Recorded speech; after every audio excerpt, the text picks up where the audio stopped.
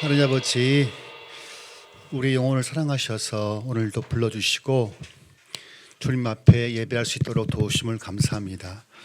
주님 앞에 나올 때 헌금한 손길을 기억하시되 우리 주일 연보들인 김주환 형제와 이와 같이 주 앞에 빈손 들고 나오지 않고 주일 연보들 손길을 기억해 주셔서 물질로 심는 그 이상으로 갚아 주시옵소서. 로뎀 나무선교회 선교비 드린 이감록 박기정 집사님 가정을 기억하여 주시고 이와 같이 우리 국내 국외 선교를 위해서 물질로 뿌린 손길들을 기억해 주시고 이 씨앗이 국내와 국외에서 많은 열매를 맺을 수 있도록 도와주시옵소서.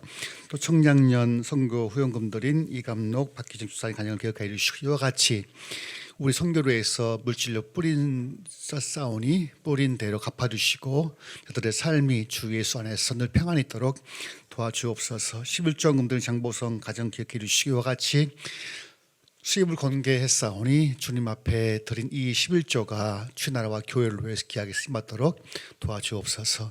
오늘 모두에게 함께 해주시고 특별히 오늘은 귀한 목사님 모셨사오니 우리가 말씀을 활짝 열고 말씀을 통해서 내게 하신 주의 음성을 들을 수 있도록 도와주시옵소서. 복을 빌고 주 예수의 이름으로 기도합니다. 아멘.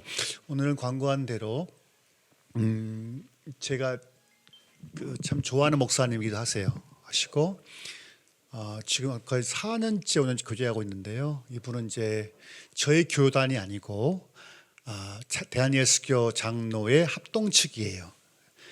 헷갈리죠? 합동, 통합 헷갈리죠? 그러니까 우리 교회 우리 5만 교회 중에서 합동 측 교회가 15,000개가 넘습니다. 제일 큰 교단이고 가장 보수적인 교단이에요. 우리 교파 중에서.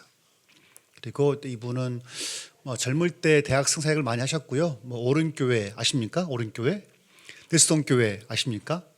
그 교회에서 열심히 하셨고 지금은 이제 좀 사역을 접고 공부만 하고 계시고 이제 아세아남 신학대학에서 신학학으로 박사과정 공부하고 계시는데 저는 기회가 되면 저희 교회에서 함께 했으면 좋겠어요. 저희 교회에서 함께 했으면 교파를 초월해서. 그래서 이 기회에 모셨으니까 말씀 가운데 은혜 많이 받으시기를 바랍니다. 나오실 박수 한번 해주실까요?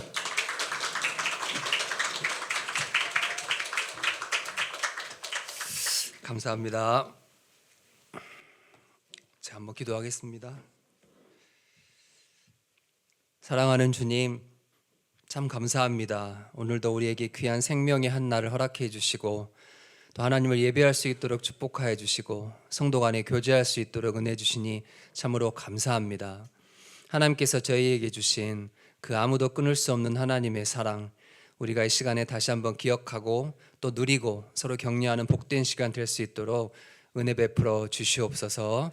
감사드리며 예수님의 이름으로 기도드립니다. 아멘. 제가 말씀 시작하기 전에 옆 사람과 이렇게 한번 인사하겠습니다 하고 준비했던 멘트가 있었거든요. 근데 제가 찬양 인도하는 걸 보고 멘트를 바꾸기로 했습니다. 제가 은혜 받아가지고 옆 사람과 한번 그렇게 한번 인사했으면 좋겠습니다. 하나님의 사랑을 네가 끊지 마십시오. 네, 이 포인트는 네가라고 말하는 거예요. 하나님의 사랑을 네가 끊지 마십시오. 진짜 굉장한 통찰력인 것 같아요. 참 인간이 대단한 존재입니다. 그렇죠? 우리를 향한 하나님의 사랑을 천사도 못 끊고요. 당연히 마귀나 귀신도 못 끊고요. 세상에 어떤 권력자도 못 끊는데 나만 끊을 수 있대. 내가 그렇게 참 대단한 존재입니다. 귀한 존재인 것 같아요. 저도 굉장한 깨달음을 얻었습니다. 감사하고요.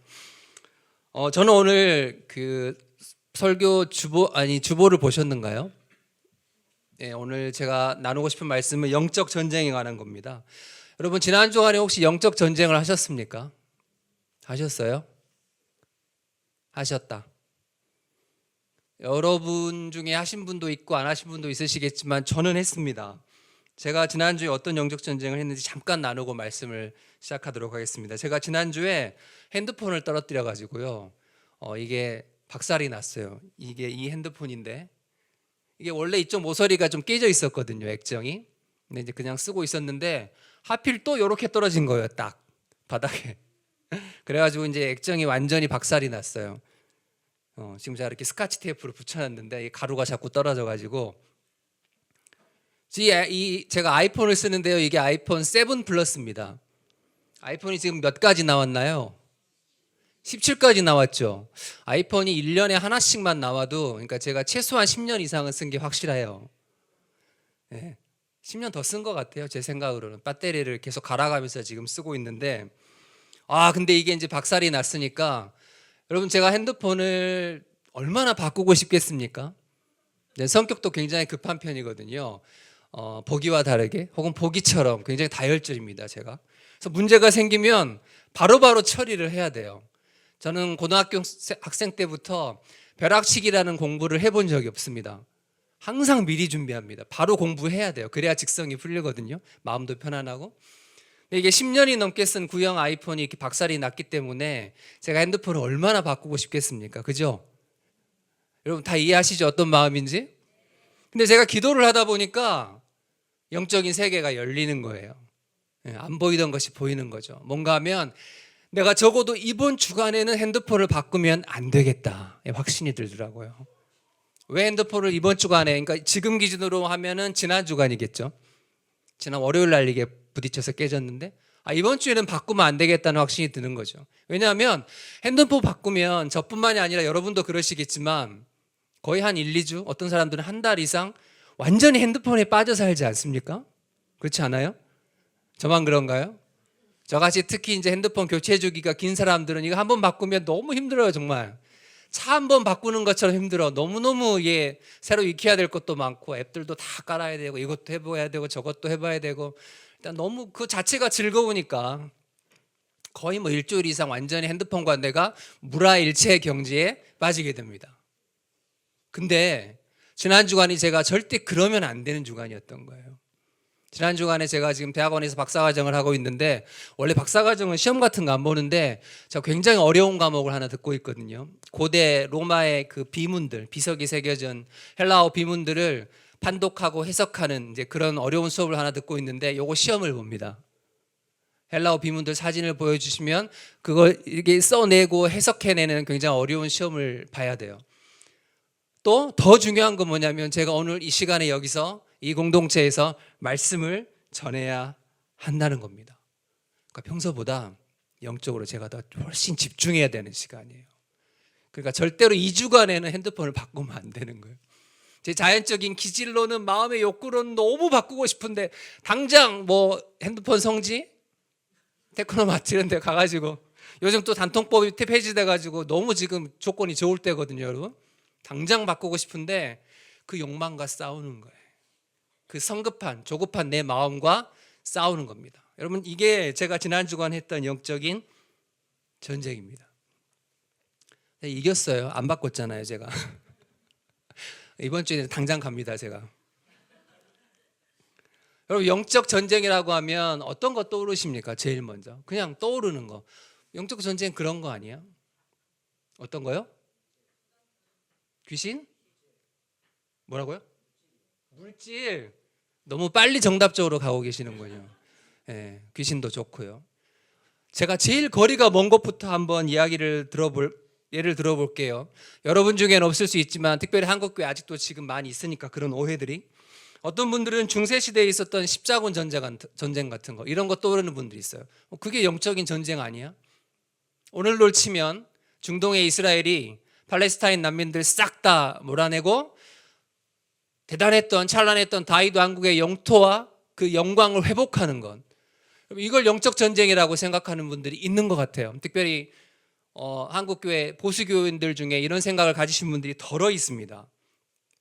여러분, 결론만 말씀드리면 이런 것들은 영적 전쟁과 가장 거리가 먼 거예요. 절대로 영적 전쟁일 수가 없는 것입니다. 가장 거리가 먼 주장인데 지금도 상당히 많은 그리스도인들을 미혹하고 있는 주장이죠. 여러분, 이게 영적 전쟁이면 예수님이 십자가에서 내려오셨을 거 아닙니까? 예수님이 힘이 누구보다도 있으신데 손가락 하나만 까딱해도 당시 자기를 못 받고 있던 로마 군인들, 자기를 팔아넘겼던 유대의 종교 지도자들 얼마든지 다 그냥 한순간 해치울 수 있었잖아요. 근데 그렇게 하지 않으시고 자기가 가진 힘과 무력을 끝내 사용하지 않으시고 버티셨잖아요. 여러분, 우리가 그 덕에 구원의 도리와 소망을 갖게 된 것인데, 여러분, 그런 식으로 십자군 전쟁 같은 게, 이스라엘의 전쟁 같은 게 영적 전쟁이면 예수님이 죽으실 이유도 없었습니다. 아멘이십니까? 여러분 누구한테도 그렇게 말하십시오. 그런 건 절대 영적인 전쟁이 아니라고. 트럼프가 미국이 아무리 기독교 신앙을 내세우면서 그런 짓을 해도 여러분 그런 것은 결코 영적인 전쟁일 수가 없습니다. 제 성향이 벌써 조금 나오나요? 저는 이런 사람입니다.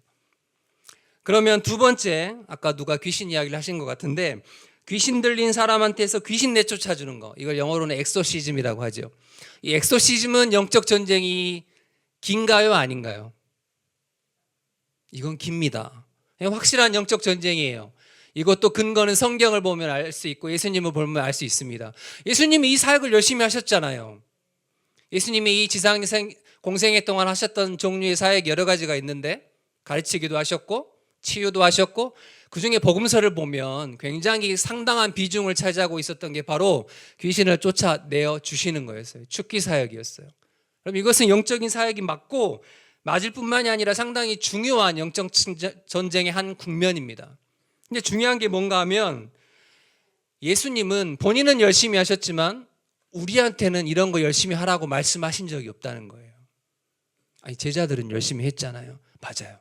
같은 1세기에 살았던 제자들은 이런 사역을 닥치면, 필요하면 할 수 있었고 또 해야만 했습니다. 근데 저와 여러분한테는 그런 거를 열심히 하라고 말씀하신 적이 성경에 없어요. 특히 복음서 이후에 여러분 서신서들을 보면, 바울 서신이나 공동 서신이나 일반 서신을 보면 이런 축기 사역이 기록되어 있는 것도 거의 없고 사실상 없죠. 전무하다시피 하고, 그렇기 때문에 더더욱 그리스도인들에게, 교회에게 이런 류의 사역을 너희가 열심히 해, 이게 너무 중요한 거야 라고 성경이 전혀 말씀하고 있지 않으시다는 겁니다. 물론 오해는 하시면 안 돼요. 그러면 목사님 지금 귀신 들린 사람이 1세기에는 있었고 지금은 없다는 뜻입니까? 아닙니다. 지금도 귀신 들린 사람이 있죠. 저도 만난 적 있고 저는 그걸 믿는 사람입니다. 아까 목사님 소개해 주신 대로 가장 보수적인 합동측 교회에서 신학을 하고 안수를 받았지만 성경도 그렇게 말하고 내가 경험했는데 그걸 어떻게 안 믿겠어요? 지금도 귀신 들린 사람은 있습니다. 있어요. 특별히 선교지회를 가면, 선교지 가보신 분들은 아시겠지만 이런 사역이 비일비재하게 일어나고 굉장히 선교 사역에 있어서 전략적으로 중요한, 일부러라도 찾아가서 해야 되는 사역이기도 합니다. 그런데 저와 여러분처럼 좀 비유가 그렇지만 후방에 있는 일반적인 그리스도인들한테 이런 상황 만나기가 쉽지 않다는 거예요. 현실적으로. 자, 그렇기 때문에 저와 여러분 같은 대다수의 일반적인 그리스도인들은 이런 귀신 내쫓는 이런 사역을 너무 중요하게 생각하면 안 돼. 너무 흥미를 가지거나 추구하면 안 된다는 거예요. 자연스럽게 맞닥뜨리면 믿음을 가지고 그리스도의 이름으로 선포하며 쫓아낼 수 있지만 우린 누구나 할 수 있어요. 저도 해봤거든요. 제가 내수동교에서 청년 사역할 때 쫓아낸 적 있어요. 할 수 있어요.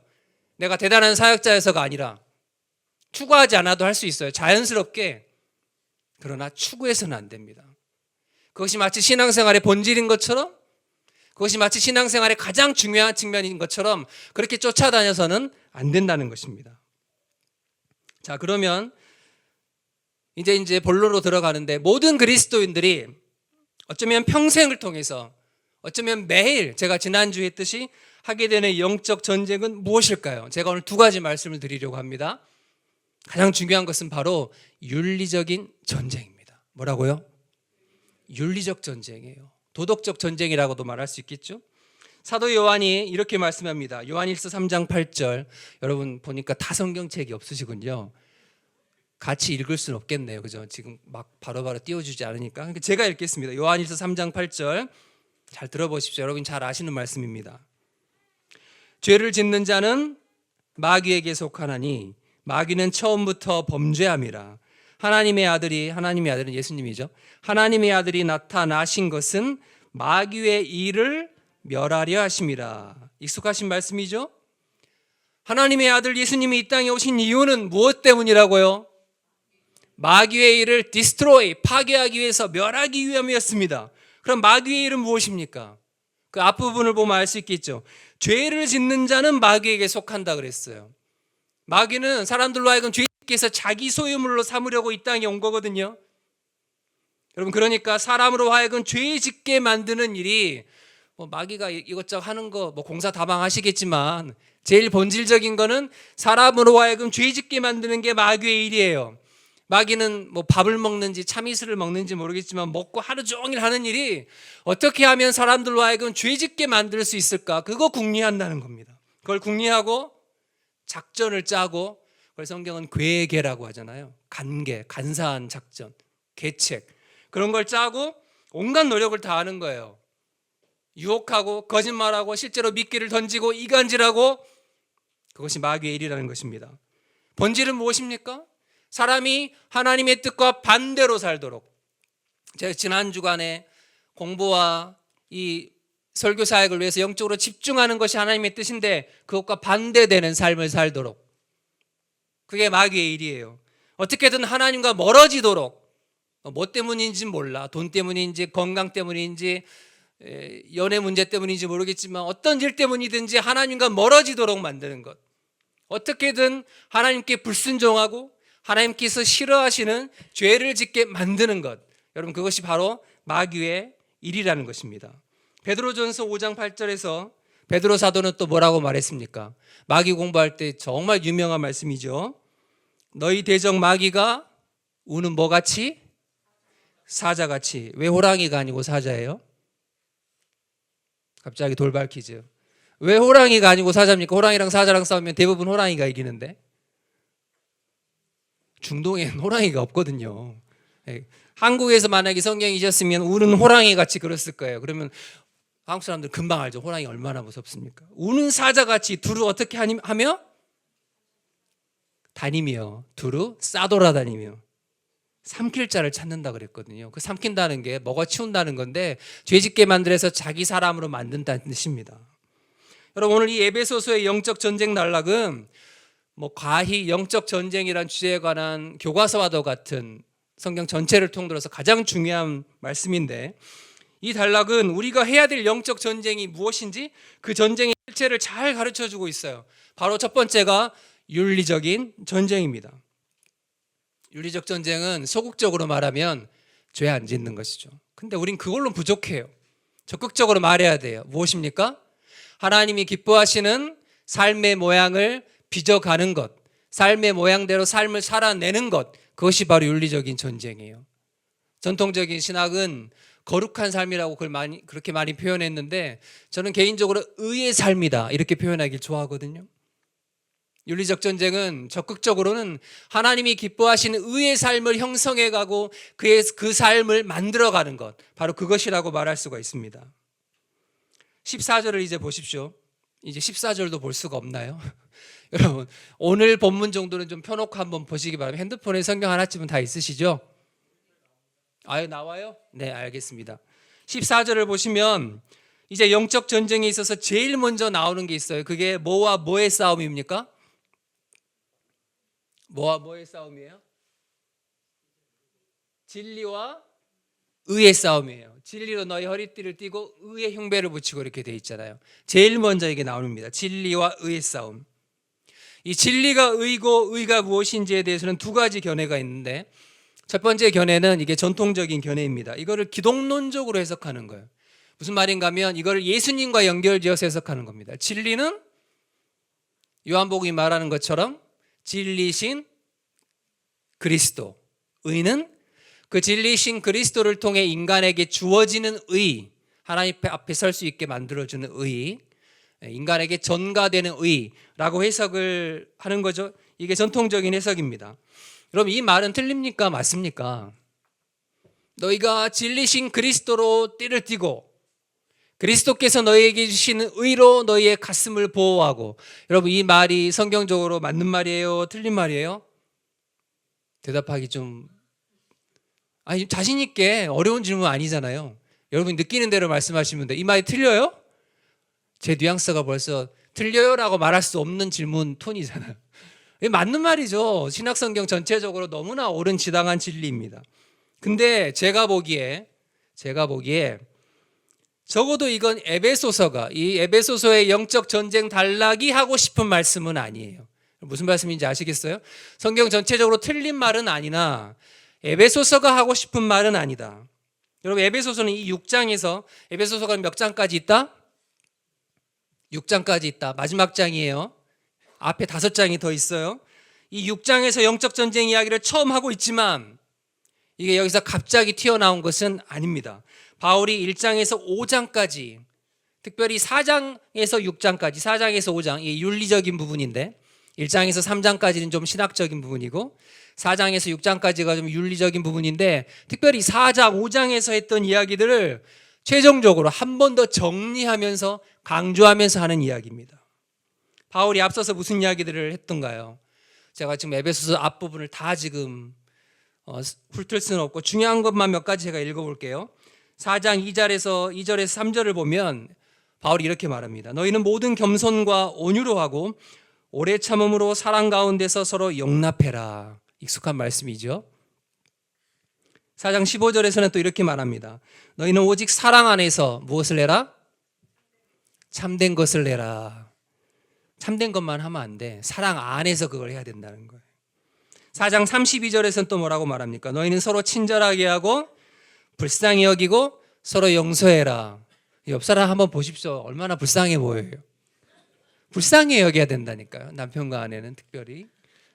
서로 친절해야 됩니다. 은행 직원만, 창구 직원만, 카페 직원만 우리에게 친절해야 되는 게 아니고 그리스도인들은 서로 친절해야 돼. 친절하지 않고 불친절하고 무뚝뚝한 사람은 그리스도인답지 않은 거예요. 또 5장을 보면 5장 전체는 이게 6장 9절까지 이게 이른바 가정규례라는 단락인데요. 가정규례 들어보셨나요? 말 그대로 가정을 구성하는 그 멤버들, 남편과 아내와 가정에 또 누구 있나요? 자녀와 또 누구 있나요? 1세기에는 종들이 있잖아요. 종들이. 그때는 뭐 집집마다 종들이 한두 명은 있었어요. 잘 사는 집은 뭐 10명, 20명도 있었고, 그 가정을 구성하는 구성원들에게 사도 바울이 하는 그냥 구체적인 윤리적인 권면들입니다. 하나로 딱 요약을 하면 너희는 그리스도를 경외함으로 어떻게 하라? 피차 서로 복종해라. 사랑해라가 아니고 서로 복종해라는 거예요. 복종해라. 한쪽이 한쪽을 일방적으로 복종하는 게 아니고 서로 간에 서로 복종해라. 여러분, 이렇게 바울이 영적 전쟁 단락 이전에 많은 윤리적인 명령들을 했어요. 자, 했는데 이 명령들을 지키는 것이, 그대로 순종하는 것이 쉬워요, 안 쉬워요? 솔직하게 요즘 애들 말로 솔까말 어렵잖아요. 저도 어려워요. 여러분, 이건요 세태를 거스르는 겁니다. 당대의 문화를 거스르는 거예요. 아직 완전하게 성화되지 않은 인간의 본성을, 자연스러운 본성을 거스르는 것입니다. 물론 불가능한 것도 아닙니다. 성경은 절대 불가능한 명령을 하지는 않아요. 그러나 절대로 만만하게 보고 쉽게 할 수 있는 일도 아니라는 것입니다. 가정규례 조금 더 살펴볼까요? 남편과 아내가 서로 어떻게 해야 된다? 아까 말씀드렸잖아요. 어떻게? 서로 어떻게 해야 된다고? 서로 사랑이 아니라니까. 서로 복종해야 된다고요. 말씀을 정확하게 있는 그대로 복종하라 그랬잖아요. 자꾸 그게 순화시키면 안 돼. 본질은 같은 이야기지만 죄송합니다. 일단 문자적으로 피차 복종하라 그랬잖아요. 서로가 서로한테. 남편과 아내가 서로가 서로한테 복종을 해야 됩니다. 이제 그 복종의 의미를 구체적으로 밝혀주죠. 여기서 사랑이 나오는 거예요. 남편은 아내를 어떻게 해야 된다? 사랑해야 되는데, 여러분, 그 사랑의 수준이요, 웬만해야지. 그 사랑의 수준이 무엇입니까? 남편 여러분, 그리스도께서 교회를 사랑하듯이 사랑해야 된대. 이건 진짜 좌절스러운 말씀입니다. 신혼 때는 좀 쉬워 보이죠, 그죠? 저도 그렇더라고요. 제가 결혼이 늦어가지고 이제 결혼 12년 차인데, 신혼 때는 뭐 하늘의 별도 달도 따줄 수 있을 것 같더라고요. 결혼이 또 늦었으니까 얼마나 정말 제가 가만히 있을로 구워 삶았겠습니까? 제가 부부싸움을 하는데 제 아내가 한 번은 울면서 저한테 그렇게 항의를 하더라고요. 죄송합니다만 저를 오빠라고 부르는데, 오빠가 자기 꼬실 때 아무것도 안 해도 된다. 자기는 할 줄 아는 게 없대. 늦게까지 계속 엄마 밥을 먹으면서, 제 와이프도 30대 후반에 저한테 시집을 왔는데 계속 학교에서 가르치기만 했지 뭐 밥도 할 줄 모르고 집안일을 할 줄 모르는데 괜찮겠니? 해서 괜찮다, 앉아만 있어라, 내가 다 하겠다, 내가 그랬대요. 근데 1, 2년은 그러죠. 3, 4년은 그런데 이게 세월이 흘러갈수록 가만히 앉아 있으면 화가 나요, 아내가. 뭔가 좀 해줬으면 좋겠어. 내가 뭐 나갈 때 좀 알아서 좀 챙겨도 주고. 인간이 그렇더라고요. 예수님께서 교회를 사랑하신 것처럼 아내를 사랑한다? 절대 어려운 말씀입니다. 어려운 말씀이에요. 또 아내는 남편한테 어떻게 해야 된다 그랬어요? 복종하고 순종해라 그랬어요. 아니, 요즘 여성 상위 시대인데 남편한테 순종하고 복종하라니, 이런 이야기 하니까 사회에서 교회가 욕먹지, 이런 생각이 들 만큼 여러분 이게 어려운 말씀입니다. 순종이라는 단어, 복종이라는 단어도 좀 거슬리는데 심지어 그 순종과 복종의 수준이 또 어때요? 아까 남편에게 사랑의 수준이 정말 어마무시했듯이 아내들에게 요구하는 순종과 복종의 수준은 또 얼마나 대단합니까? 어떻게 복종하래요? 교회가 주께 복종하듯이. 정말 이거는 좌절이죠 뭐. 아내들 그렇지 않습니까? 이게 진짜 비현실적으로 어려운 일이에요. 사랑하는 여러분, 우리가 단 한 번, 저 포함해서 정말로 진실하게 단 한 번이라도 이 말씀을 정말로 진지하게 고민하고 이대로 살아봐야겠다, 이대로 내가 아내에게 해야겠다, 이대로 내가 내 남편에게 해야겠다, 이대로 내가 내 자녀에게 정말로 해봐야겠다 고민했던 사람이라면 이 말씀은요 정말로 전쟁과 같은 겁니다. 이거 진짜 마음의 전쟁이고 감정의 전쟁이에요. 여러분 그렇지 않습니까? 여러분 사도 바울이 이 영적 전쟁 단락에서 하고 싶은 말이 무엇인가 하면, 내가 그동안 특별히 4장과 5장에서 많은 윤리적 도덕적 권면들과 명령들을 말씀을 했는데 그것들을 진지하게 받아들이고 정말로 그 말씀에 순종하려고 너희가 노력한다면 그건 정말로 전쟁과 같은 것이다, 본질적으로 영적인 전쟁의 문제다 라고 말씀을 하는 것입니다. 그리고 그 앞서서 했던 그 많은 윤리적인 명령들을 여기서 진리와 의의 싸움으로 첫 번째로 요약을 하고 있는 거예요. 그렇기 때문에 진리는 아까 기독론적으로 해석을 하기보다는 이렇게 해석하는 게, 번역하는 게 맞습니다. 진실함, 진실성 혹은 정직함, 그렇게 번역해야 에베소서 앞부분 특히 4장 5장하고 잘 맞아 떨어지는 거예요. 가령 4장 15절에서 사도 바울이 사랑 안에서 참된 것을 하라라고 명령을 했는데, 참된 것을 하라라고 이 되어 있는 번역된 헬라어가 알레띠오라는 단어예요. 알레띠오. 근데 진리라는 단어가 알레테이아거든요. 똑같은 단어에서 온 겁니다. 6장에서는 알레테이아를 이야기했는데 이미 4장 5장에서 알레띠오를 이야기했어. 같은 이야기를 하는 거예요. 같은 이야기를. 4장 25절도 보시면 바울은 여기서도 관계 안에서의 진실할 것을 강조하죠. 그런즉 너희가 거짓을 버리고 각각 그 이웃과 더불어 참된 것을 말하라, 알레테이아를 말하라. 거기서도 알레테이아라 그랬어요. 6장에서도 알레테이아의 싸움을 이야기하는 것이고, 여러분 그래서 이 진실함이라는 것은요 그것 자체로도 굉장히 중요한 영적 전쟁의 한 영역이면서 다른 나머지 모든 영적 전쟁을 잘 할 수 있는 기초가 된다는 거예요. 왜 그렇게 말할 수 있는가? 바울이 이 진리의 싸움을 뭐에 비유하고 있기 때문입니까? 뭐에 비유하고 있죠? 허리띠에 비유하고 있잖아요. 허리띠. 이 허리띠는 당연히 당시 1세기의 로마 군인들의 그 갑옷의 허리띠를 아마 바울이 생각하고 이 비유를 한 것 같습니다. 이거 킨굴룸이라고 하는데, 근데 재밌는 건 뭐냐면 남자들 자기 허리띠 한번 이렇게 잡아보십시오. 멜빵을 하셨나요 혹시? 자매님들은 허리띠 안 차신 분들이 있을 수 있겠지만, 근데 지금 현대인들이 차는 이 남성들의 이 허리띠와는 좀 다른 거라는 겁니다.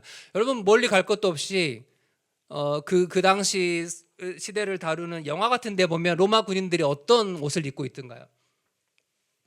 가죽은 허리 부분은 가죽으로 돼 있지만 이 앞부분에 이렇게 주렁주렁 이렇게 매달려 있잖아요. 테슬 같은 게 그게 금속으로 돼 있거든요. 그거 왜 금속으로 이렇게 앞치마처럼 이렇게 매달려 있을까요? 뭐 하라고? 멋있으라고? 오히려 불편할 수도 있는데, 그건요 바로 너무 자연스럽게도 그 군인의 급소를, 소중한 부분을 보호하라고 그렇게 무장을 해주는 것입니다. 그러니까 로마의 병사가 전쟁을 나가려면 얼른 갑옷을 챙겨 입어야 되는데 제일 먼저 뭐부터 입어야 된다? 그것부터 입어야 된다는 거예요. 허리띠를 차면 이제 거기 보호하는 이렇게 딸려오는 것인데 그것부터 입어야 된다는 거예요. 그러니까 무엇인가 하면 허리띠는 병사의 가장 은밀하고 또 취약한 부분을 보호해주는 수단이 된다는 것입니다.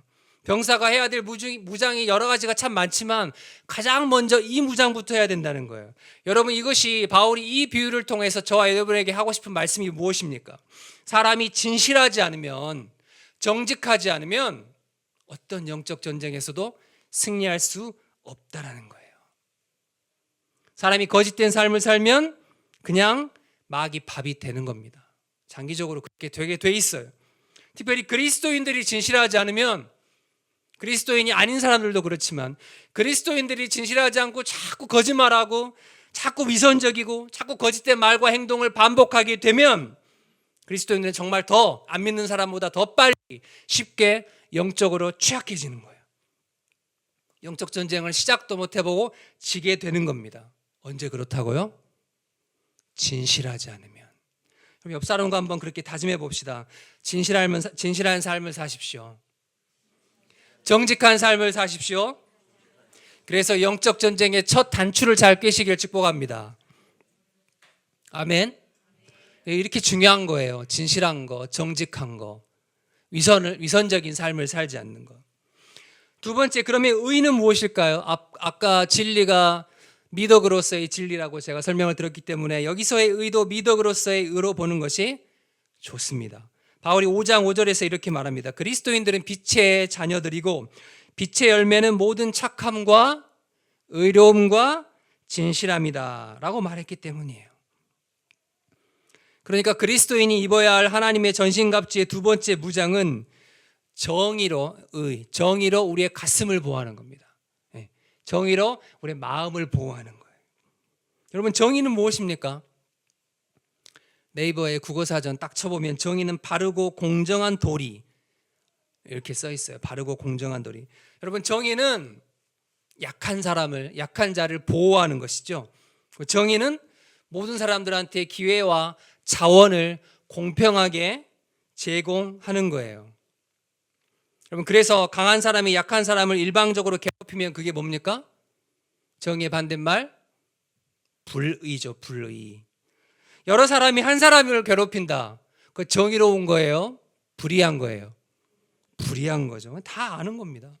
부와 권력을 소수의 사람들이 독점하려고 하면 그게 뭡니까? 그게 바로 불의죠. 여러분, 이것은요, 인간이 천성적으로 타고난 감각이에요. 제 첫째 딸이 11살이고 둘째가 8살인데 뭐가 정의인지 안 가르쳐줘도 애들은 정의에 대한 감각이 아주 날카롭습니다. 쌍둥이를 키워보신 분들은 더 잘 아시겠지만 모든 것을 공평하게 나눠줘야 돼요. 먹는 거 치킨 너겟을 하나 튀겨줘도 딸은 7개 줬는데 아들은 6개 주면 큰일 나죠. 왜 누나는 7개야? 왜 나는 6개야? 공평하게 나눠줘요. 옷도 비슷한 것으로 사줘야 돼. 저는 게임 시간 주말에만 허락을 하는데 게임 시간 누나나 동생한테 1분이라도 더 주면 난리가 납니다. 왜 누나만 1분 더 하게 하냐고. 나도 똑같이 시간 더 달라고.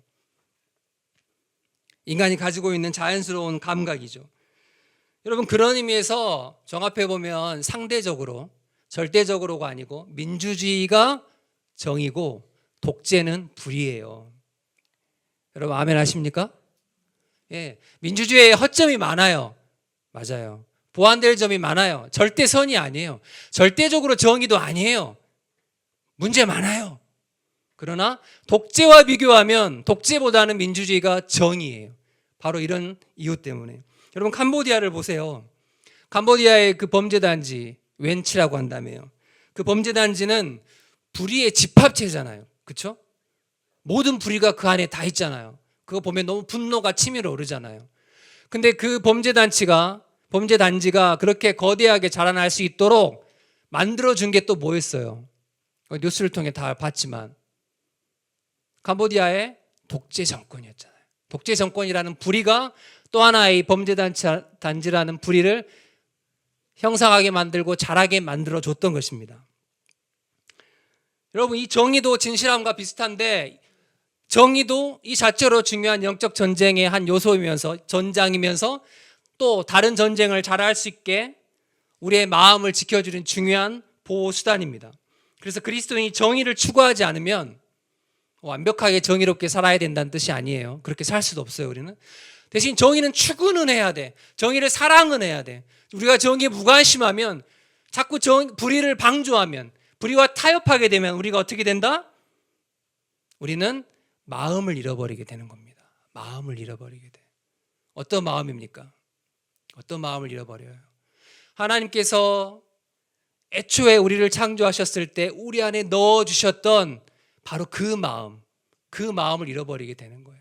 지금도 하나님이 우리에게 너무나 회복되기를, 또 한국교회 가운데 회복되기를 기대하신 그 마음을 우리가 잃어버리게 돼요. 자꾸 정의에 무관심한 삶을 살게 되면, 불의를 자꾸 타협하고 방조하게 되면, 그리고는 그 잃어버린 마음에 다른 것들이 들어오죠. 탐욕이 들어오고요, 불의한 것들이 들어오게 되는 것입니다. 여러분, 잊지 마십시오. 우리의 마음에 중립지대란 없습니다. C.S. 루이스가 이 우주에 중립지대는 없다. 하나님께 속하거나 마귀에 속하거나, 나는 확실히 양쪽도 아니고 어디 중간에 잠깐 있다가 천국 가고 싶은데, 그럴 수 없어요. 여러분은 하나님의 영역에 속하거나 마귀의 영역에 속하거나 둘 중 하나라 그랬거든요.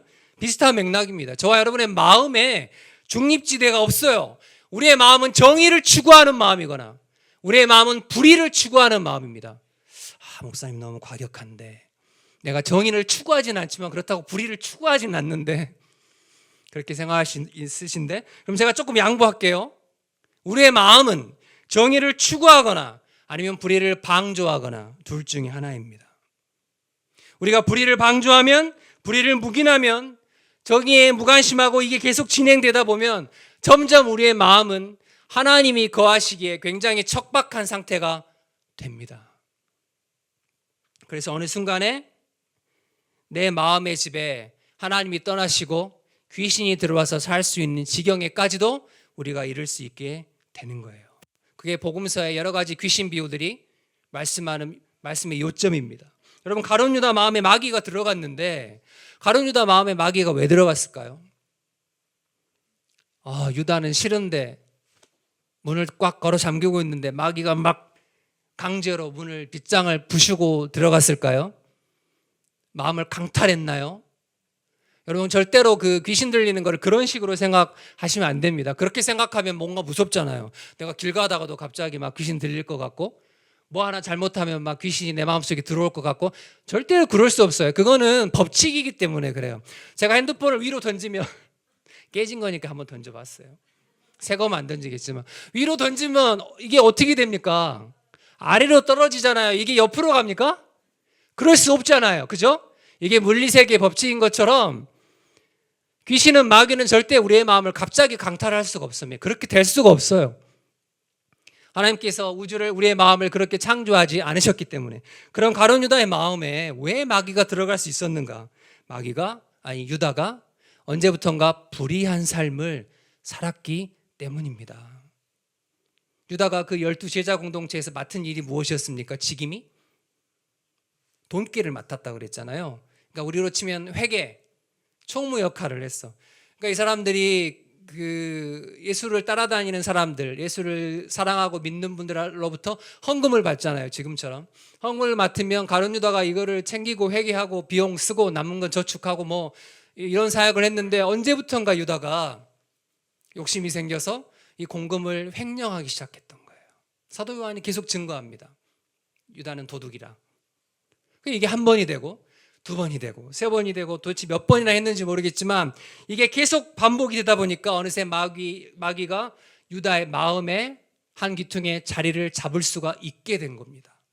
유다가 열어준 거예요. 마귀가 강제로 뚫고 들어온 게 아닙니다. 그렇게 할 수가 없어요. 사람이 열어줘야만 귀신은 사람의 마음에 들어올 수 있는 거죠.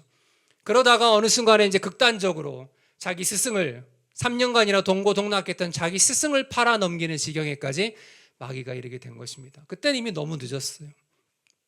그래서 가룟 유다가 그런 마음을 품었을 때 마지막에 예수님께서 지금이라도 회개해라 이렇게 말씀 안 하셨잖아요. 회개가 불가능하니까 이미 그때는. 그래서 뭐라고 하셨습니까? 네 할 일을 속히 하라 그랬잖아요. 그때는 이제 그렇게 할 수밖에 없어요. 여러분, 제 말씀의 요지를 아시겠죠? 여러분, 오늘날 한국교회에 가장 부족한 것이 무엇이라고 생각하십니까? 이건 교파를 초월해서 공통되는 문제라고 생각하는데, 한국교회가 많이 쇠퇴하고 있는데 이게 부족해서 그런 것 같다. 우리가 이 점에 있어서 좀 관심을 갖고 헌신하면 한국교회가 부흥할 수 있을 것 같다. 뭐라고 생각하십니까? 저는요, 정의에 대한 헌신이 부족한 거라고 생각해요. 정의에 대한 헌신이 부족해. 예배? 뭐 자꾸 예배 부흥 이야기하는데 저도 예배 인도자 출신입니다. 찬양팀만 10년을 넘게 한 사람이에요. 중요하게 생각합니다. 한국교회 예배 잘 못 드려요? 예배 인도자들 어떻게 생각합니까? 한국교회 예배가 부족합니까? 아니요. 한국교회 예배 얼마나 열심히 드립니까? 주일만 되면 뭐 수요일, 금요일, 새벽기도 다 지치고 주일만 해도 전국에서 수천 회, 수만 회의 예배가 지금도 드려지고 있어요. 우리가 예배가 부족해요? 찬양이 부족해요? 찬양대 성가대가 부족합니까? 찬양팀 수준이 낮아요? 80년대, 90년대 때는 좀 그런 면이 있었지만 지금은 한국교회 찬양팀들도 세계적인 수준이에요. 잘해요. 기도가 부족합니까? 한국교회처럼 기도 열심히 하는 교회가 어디 있습니까? 헌금도 열심히 해요. 한국교회는 지금도 예나 지금이나 선교도 전도도 비교적 열심히 하는 나라에 속합니다. 근데 한국교회가 정말 부족한 게 무엇인가? 정의에 대한 감각이 부족한 겁니다. 정의에 대한 감각. 뭐가 정의고 뭐가 불의인지 잘 모르는 것 같아요. 물론 강도가 누구 집에 들어가가지고 그 집 물건을 약탈하면 그게 불이다, 그 정도는 아는데 좀 더 사회적인 이슈에 있어서, 좀 더 공동체적인 문제에 있어서 뭐가 정의고 뭐가 불의인지 한국교회 잘 모르는 것 같아요. 일반 사회보다 더 잘 알아야 되지 않아요? 더 헌신해야 되지 않아요? 근데 일반 사회보다 더 잘 모르는 것 같아.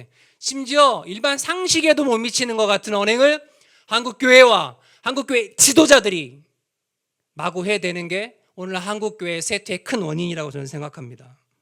그러니 어떻게 교회가 세상의 빛과 소금의 역할을 감당하겠습니까? 어떻게 앞서서 인도할 수 있겠어요? 무시당하는 거죠. 조롱당하는 거죠. 버려지는 거죠. 그 밖에 버려져서 발에 발 피우게 되는 것입니다. 그게 바로 한국교회가 처한 위기라고 믿어요. 저는 저와 여러분이 좀 더 정의에 헌신하는 그리스도인들 되기를 축복합니다. 한국교회가 정의에 헌신하는 한국교회가 되기를 바라요. 여러분, 개혁 성락교회가 이 일에 있어서 앞장서 주시기를 주님의 이름으로 부탁드립니다. 아멘. 여러분, 이와 같은 윤리적인 전쟁이 에베소서가 말하는 첫 번째 영적 전쟁입니다. 그리고 에베소서가 말하는 두 번째 영적 전쟁은 거짓 가르침과의 전쟁이에요. 뭐라고요? 거짓 가르침과의 전쟁. 거짓 가르침과 싸우는 최고의 방법은 무엇일까? 6장 15절을 보시면 이렇게 돼 있네요. 평안의 복음이 준비한 것으로 신을 신고. 이게 뭐 알쏭달쏭 알 것도 같은 표현이고 모를 것도 같은 표현인데, 여러분, 이게 이사야서의 말씀을 바울이 인용한 것인데 간단히 말하면 이런 것 같아요. 전령이 소식을 전하러 가는데 메신저가 언제든지 자다 깼어도 바로 튀어 일어나서 나가야 되잖아요. 그러려면 무엇부터 빨리 신어야 됩니까? 신부터 빨리 신어야 되잖아요. 군대 갔다 오신 남자분들 다 아시겠지만 비상에 걸리면 제일 먼저 신부터 후다닥 빨리 신어야 되잖아요. 그 뜻이거든요. 그러니까 너희는 언제든지 평안의 복음을 전할 준비를 하고 있어라.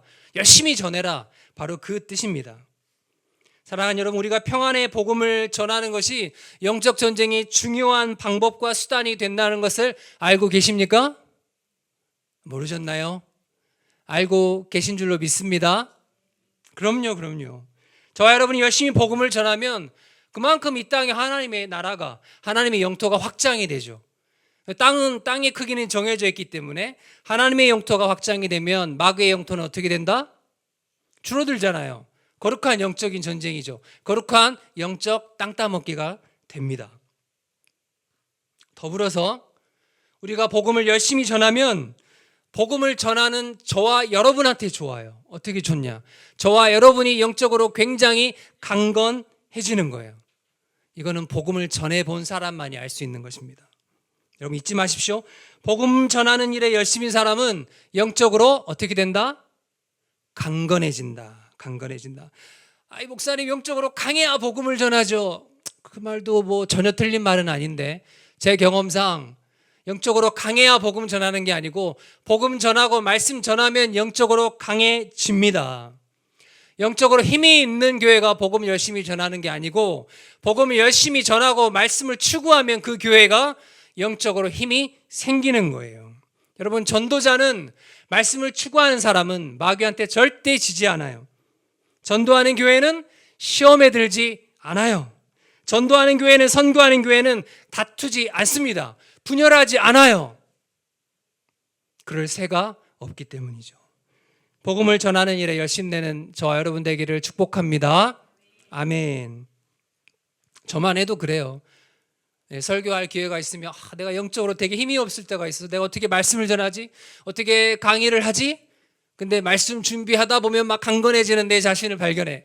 그리고 말씀 사역할 때 제일 강건하고 말씀 직후에 상당히 강건하고 시간이 흐르면 또 점점 약해지고 좀 재밌게 표현하면 뭐 그런 거죠. 뭐. 말씀 준비할 때 강해지고 말씀 전할 때 제일 강하고 그래서 사모님들이 말씀 전하는 당신과 살고 싶다고 강대상 앞에 이불 갖고 와가지고 남편을 압박하는 사모들도 있대요. 당신은 왜 말씀 전할 때만 그렇게 강하고 거룩하냐. 조금 웃자고 하는 말입니다.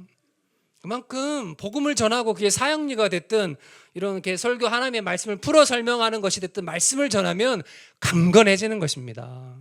여러분 그렇게 말씀과 복음 전하는 일에 헌신하는 우리가 되기를 축복합니다.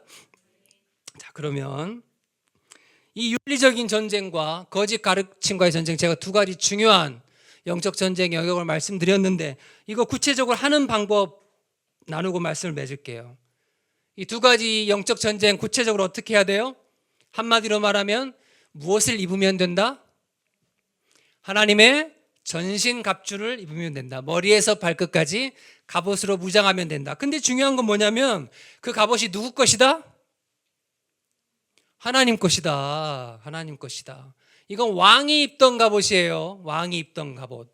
그걸 병사들인 저와 여러분에게 나눠주는 거예요. 하나님의 갑옷, 왕의 갑옷을 우리가 입으면 영적 전쟁에서 우리는 이길 수 있다. 거짓 가르침과의 전쟁이든 윤리적인 전쟁이든 우리는 이길 수 있다. 근데 다른 건 입으면 된다 안 된다? 안 된다. 다른 건 뭐요? 사주팔자 뭐 이런 거, 관상 뭐 이런 거, 역술 뭐 이런 거, 오늘의 운세 뭐 이런 거, 주역 그건 철학이니까 괜찮지. 뭐 어찌 됐건 뭐 그거나 저거나 그런 거 의지하는 거 안 되는 겁니다. 그런 거에 의지하면 뭔가 다른 사람들은 모르는 나만 아는 것 같죠? 그죠? 여기서 아멘하면 들통나니까 아멘하면 안 되고 그런 거 하면 뭔가 내가 남들보다 앞서가는 것 같잖아요. 실제로 마귀는 놀랍게도 그런 거 의지하는 사람들한테 조금 팁을 주기도 해요. 조금 앞서가게 만들어 주기도 해. 그럼 그게 바로 마귀의 미끼 상품이에요. 처음에 좀 이게 효력이 있어야 신통해야 계속 그쪽에 빠져들죠. 그러지 않아요? 아멘하면 안 돼요. 여러분 근데 반짝입니다. 그때뿐이에요. 그런 거에 의지하면 처음에는 반짝 이기는 것 같지만 승리하는 것 같지만 시간이 흘러갈수록 패전의 흐름으로 빠져들게 되어 있어요. 점점 멸망의 구렁텅이로 들어가서 다시는 못 나오게 되는 것입니다. 다른 어떤 것이 아니라 하나님의 전신갑주로 무장하고 입으시기를 축복합니다. 하나님의 전신갑주는 무엇인가? 일단 우리가 이야기했던 거 세 가지예요. 첫 번째 뭐라고요? 어떤 삶? 진실한 삶. 두 번째 어떤 삶? 의로운 삶. 세 번째 뭐 하는 삶? 복음 전하는 삶. 요 세 가지가 영적 전쟁의 영역이면서 또 무장이 됩니다. 자, 세 가지 이야기했어요. 자, 이제 네 번째 무장, 네 번째 갑주. 16절을 보시면 네 번째 무장은 무엇이다? 16절. 이제 안 떠. 16절은 믿음이죠, 믿음. 이게 믿음이라는 방패를 잘 활용하는 거예요. 왜 믿음이라는 방패를 잘 활용해야 되냐? 마귀가 불화살들을 자꾸 쏘거든요. 당시 1세기 로마 군인들이 큰 방패를 가지고 자기를 보호했는데 거기다 이제 앞에다가 가죽으로 되어 있지만 물을 발라요. 물을 적셔놔요. 왜 그렇습니까? 상대가 불화살 쏘거든요. 그러면 그 불화살에 불을 꺼뜨리려고 물을 이렇게 발라놓습니다. 그런 것처럼 마귀가 불화살을 자꾸 쏘되 어디에 쏘느냐? 우리 마음에 쏘기 때문이에요. 누구를 통해서 쏜다? 제일 가까운 사람을 통해서 쏜다. 제일 중요한 사람 통해서 쏜다. 저는 제 아내가 제 인생에서 제일 소중하거든요. 그러니까 저한테 쏘는 불화살은 다 우리 아내 입을 통해서 와요. 진실로. 그걸로 계속 싸워. 우리 아내는 좀 저에 비해서 덜 예민해가지고 제 말을 통해서 상처받는 일은 별로 없는데 저는 민감해가지고 아내의 작은 표현에 그렇게 상처를 받아요. 아내가 우리 아내의 입을 통해서 제 마음에 계속 불화살 쏘는 거예요.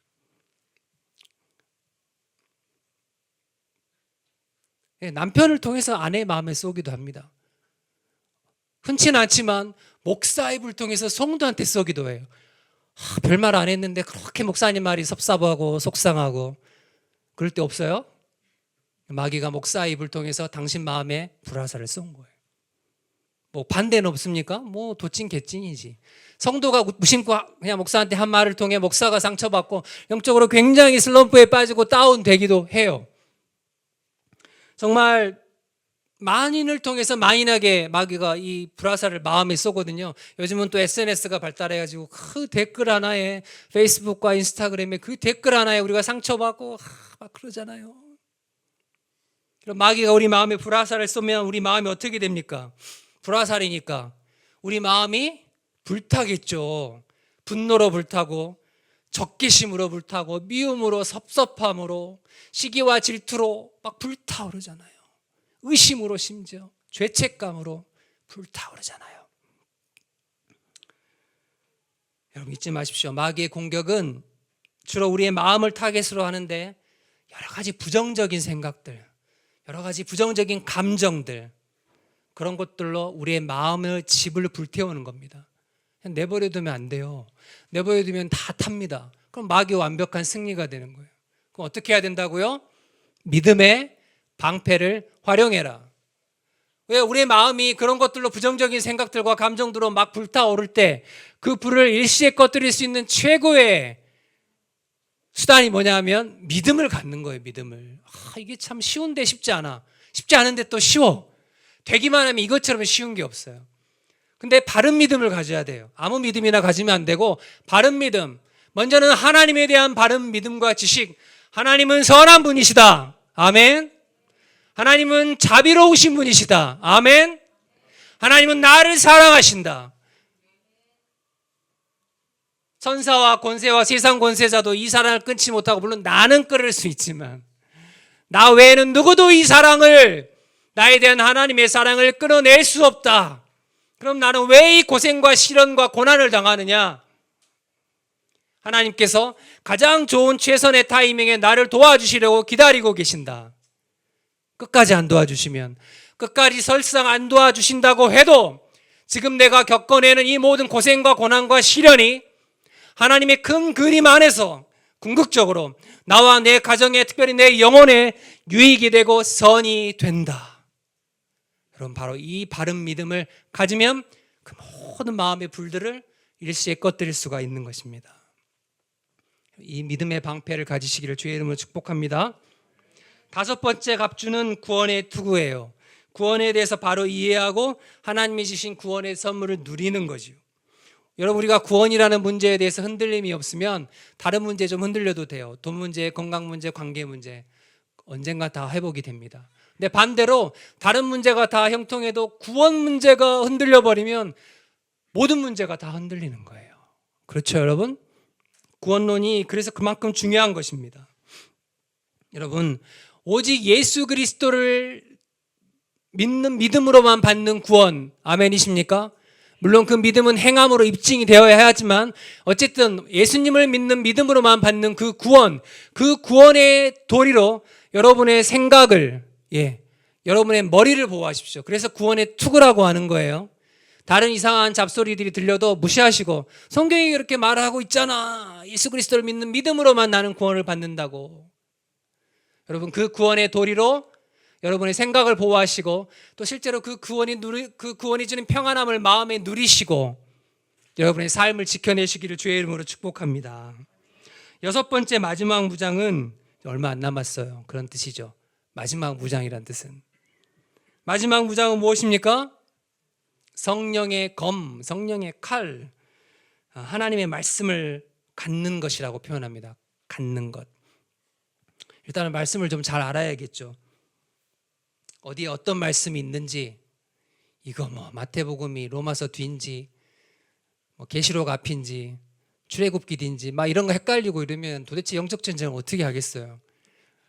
어떤 말씀이 어디에 있는지, 또 그 말씀이 이 AI 시대에, 이 자본주의 시대에, 이 혼란한 대한민국 정부에서 우리 삶과 우리 공동체, 우리 가족에 어떻게 적용될 수 있는지 거기까지 잘 아는 것이 너무나 중요해요. 알아야 면장도 하는데, 작은 면의 면장도 하는데, 말씀을 알아야 영적 전쟁을 감당할 수 있는 것입니다. 주변에 보면 신앙이 습관적으로 흔들리는 분들이 있어요. 습관적으로 유혹에 빠지는 분들이 있어요. 그런 분들은 대부분 보면 말씀을 잘 몰라서 그래. 옆에서 지켜보기 너무 안타까운 거죠. 별 문제도 아니에요. 어려운 문제도 아니야. 말씀에 대한 조금만 지식과 이해가 있으면 전혀 유혹에 빠지거나 시험에 들 일이 아닌데, 말씀을 너무 몰라서 습관적으로 유혹과 시험에 빠지는 사람들이 있다는 거예요. 여러분, 성경 말씀 안에 우리가 신앙생활하면서 필요한, 특별히 영적 전쟁에 필요한 지혜와 지식이 다 담겨 있는 줄로 믿습니다. 말씀을 잘 아십시오. 말씀 공부 열심히 하세요. 백 목사님, 우리 공동체 말씀 공부 전도사님 열심히 시켜주세요. 그리고 필요하면 저도 불러주시고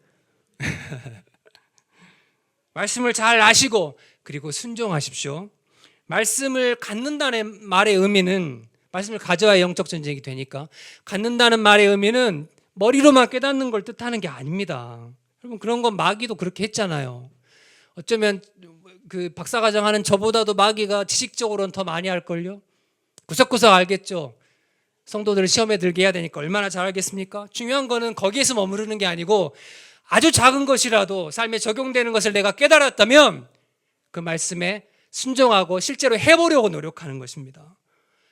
그럴 때 말씀이 내 것이 되는 거예요. 여러분, 그럴 때 말씀이 뭐가 된다? 검이 되되 좌우의 날선 검이 돼서 내 복잡한 삶을 쾌도 남마해 주는 거예요. 돈 문제 때문이든 건강 문제 때문이든 관계 문제 때문이든 무슨 문제 때문이든 내 삶이 복잡하게 얽혀 있는데, 말씀에 순종하려고 할 때, 조금이라도 실천하려고 노력하려고 할 때, 그때 말씀이 검이 돼서 우리 삶을 복잡한 걸 다 쳐내주고 우리 삶을 앞으로 끌어가 준다는 것입니다. 여러분, 말씀의 능력을 우리가 왜 체험을 못하느냐? 지적으로만 알고 있기 때문이라 확률이 높은 것입니다. 말씀을 지적으로도 아시되 아주 작은 것 하나라도 순종하기를 축복합니다. 당장 부부 결혼하신 분들은 이제 집에 가서 해보세요. 노력이라도 해보세요.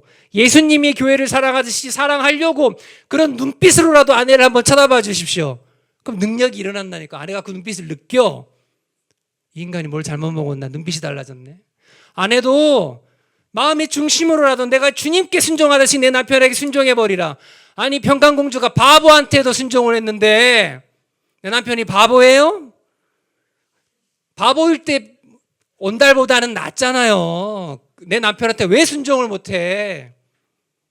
그럼 마음이라도 가져보세요. 그러면 아내의 눈빛이 바뀌고 그 남편이 아내의 눈빛을 느낀다니까요. 그럼 그 부부관계의 역사가 일어나는 거예요. 사랑하는 여러분, 제가 언제 부부관계 특강을 한번 해보고 싶군요. 제 삶을 적나라하게 풀어헤치면서.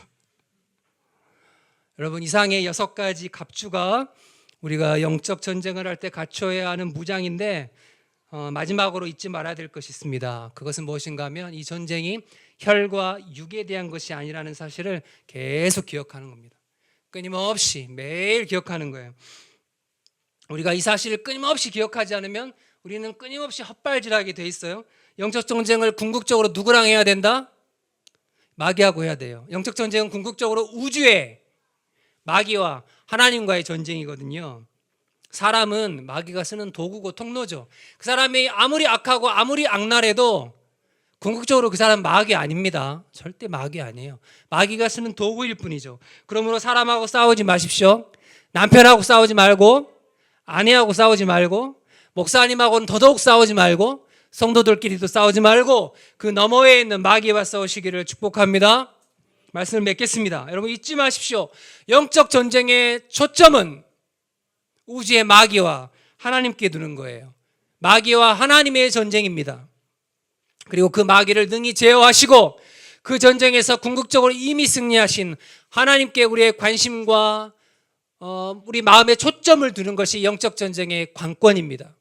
그래서 그 하나님과 깊이 연합하면, 그래서 하나님 안에 있으면, 하나님 안에서 우리가 강건해지면 우리에게 주어진 모든 영적 전쟁을 능히 감당해내고 승리하게 될 줄로 믿습니다. 기도하겠습니다. 사랑과 은혜가 풍성하신 하나님, 귀한 주일에 귀한 공동체에서 하나님의 말씀을 나누게 하시니 감사합니다. 하나님, 이 말씀을 통하여서 우리가 매일 하고 있는, 또 해야 하는 영적 전쟁의 본질이 무엇인지 알게 하여 주시옵소서. 하나님, 이 전쟁이 궁극적으로 혈과 육에 대한 것이 아니라 하늘에 있는 악한 영들과 정사와 권세들에 대한 것임을 우리가 알게 하여 주시고, 이 전쟁을 능히 이겨내시고 이 전쟁을 지금도 진두지휘하고 계시는 하나님께 우리의 마음을 드리게 하여 주시고, 하나님께 우리가 참으로 의지하게 하여 주시고, 하나님과 깊이 연합하여서 이 전쟁을 끝내 승리하는 우리가 될 수 있도록 우리 모두를 축복하여 주시고, 특별히 개혁성남교회 공동체 앞날을 주님께서 인도하여 주시기를 간절히 바라옵고 소원하옵나이다. 감사를 드리고 예수님의 이름으로 기도하옵나이다. 아멘. 다 같이 찬양할까요? 일어서서 우리 1절만 합시다. 1절만 같이 하고 기도하겠습니다. 세상의 욕시험이